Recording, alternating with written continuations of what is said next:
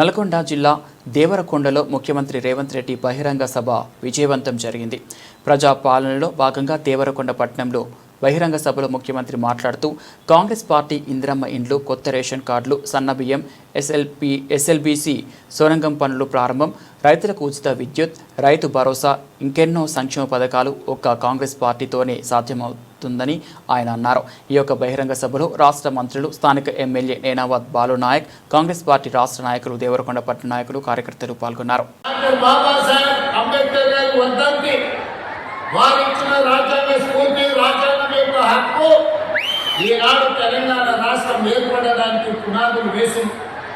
శ్రీమతి సోనియా గాంధీ గారి త్యాగం, డాక్టర్ బాబాసాహెబ్ అంబేద్కర్ గారు ఇచ్చిన స్ఫూర్తి, ఆర్టికల్ 3 ప్రకారం ఈనాడు మన తెలంగాణ రాష్ట్రాన్ని ఏర్పాటు చేసుకున్నాం. వాళ్ళందరి స్ఫూర్తితోనే, శ్రీమతి సోనియా గాంధీ గారి ఆశీర్వాదంతో, డాక్టర్ బాబాసాహెబ్ అంబేద్కర్ గారి స్ఫూర్తిలో ఈనాడు ప్రజాపాలన ఇందిరమ్మ రాజ్యంలో మనం సంక్షేమము, అభివృద్ధిని రెండు కన్నడాగా భావించి ఈనాడు ముందుకు వెళ్తున్నాం.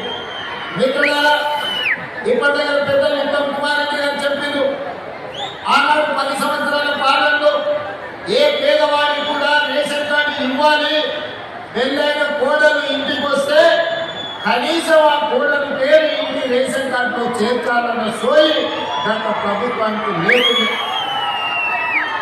తల్లిగారింటి నుంచి అత్తగారింటికి వచ్చినప్పుడు భూమి లేకపోయినా, ఇల్లు లేకపోయినా ఆ పేదవాళ్ళకు, ముఖ్యంగా గిరిజన ఆడబిడ్డలకు రేషన్ కార్డులో పేరుంటే ఆ కుటుంబ సభ్యురాలైనట్టుగా గుర్తింపు ఉంది.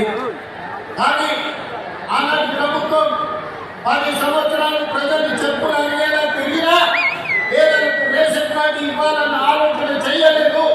కానీ అదే మన ప్రభుత్వం వచ్చిన తర్వాత, ఉత్తమ్ కుమార్ రెడ్డి గారు మంత్రిగా బాధ్యతలు చేపట్టిన తర్వాత తెలంగాణ రాష్ట్రంలో నలుమూలల నుంచి, తండాలలో, గూడాలలో, మారుమూల పల్లెలో ఏ పేదవారు ముందుకు వచ్చినా ప్రతి వారికి రేషన్ కార్డు ఇవ్వడమే కాకుండా ఉన్న రేషన్ కార్డులో కూడా కొత్త పేర్లను నమోదు చేసి ఈనాడు వాళ్ళ ఆత్మ గౌరవాన్ని నిలబెట్టడం జరిగింది.